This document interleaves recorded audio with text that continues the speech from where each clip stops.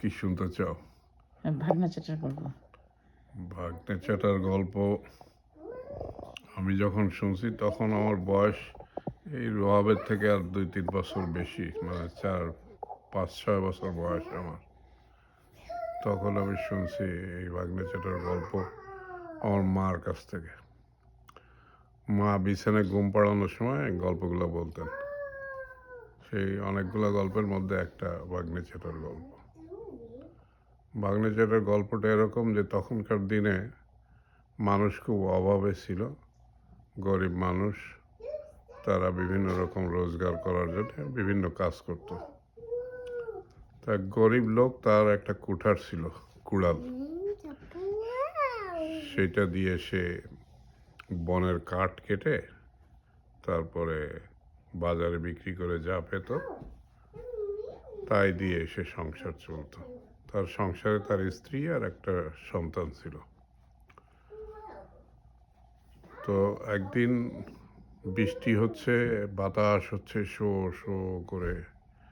ওই গরিব বেচারার বাড়ি ছিল একবারে গ্রামের শেষে, জঙ্গলের ঠিক আগে। ওখান থেকেই তার বাড়ির পর থেকেই জঙ্গল শুরু হয়েছে।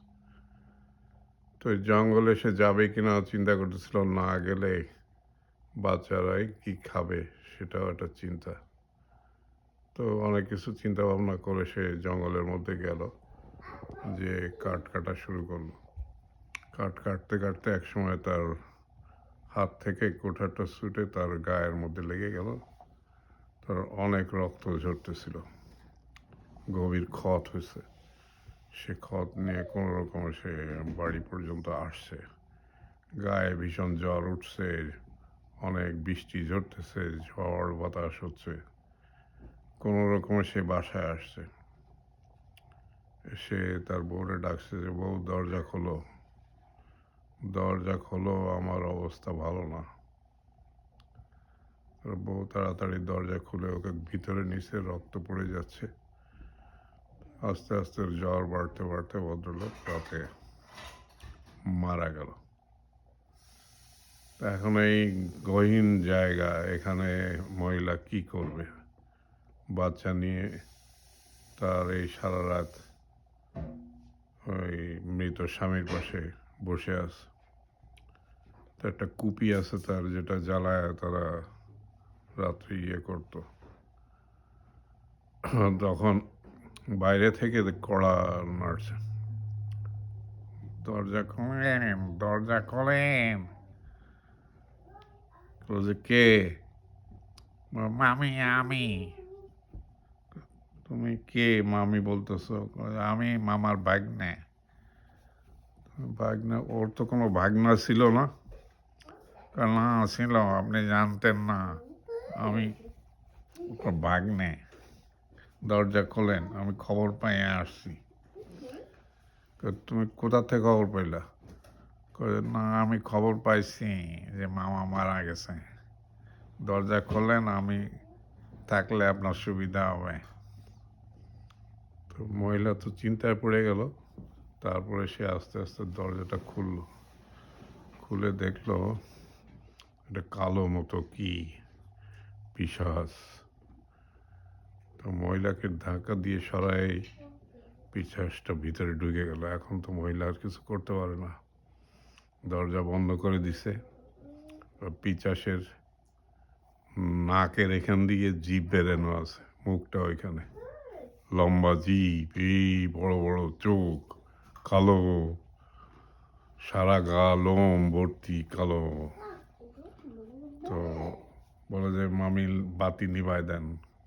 না, বাতি নিভানো যাবে না। না, নিভায় দেন, লাশের ঘরে এত রাত্রে বাতি জ্বালানো ভালো না। তারপর মহিলা বাতি নিভাই দিছে। তো দেখে চটর চটর করে শব্দ হইতেছে। ওই জিভ দিয়ে রক্ত মাংস চেটে চেটে বিশ্বাসে খাচ্ছে।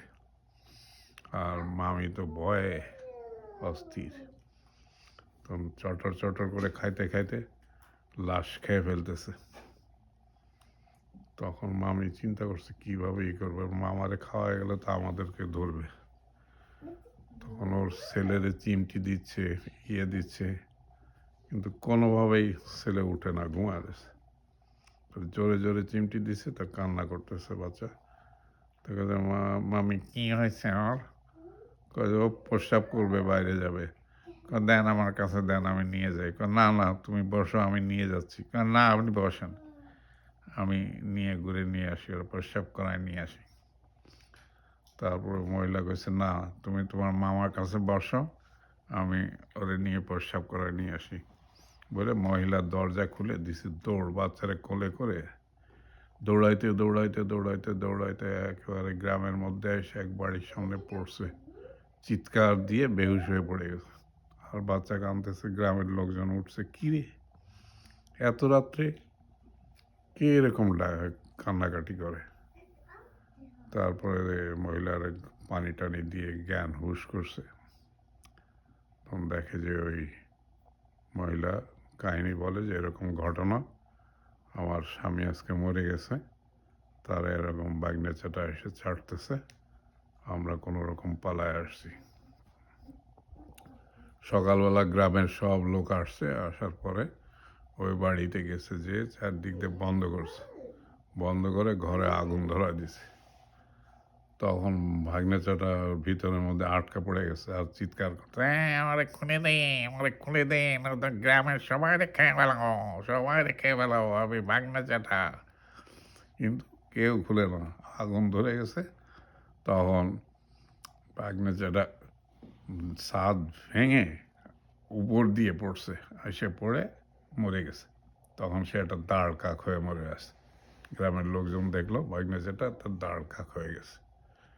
এটা হলো ভাগ্নেচাটার গল্প, আমি 70 বছর আগে শুনছি।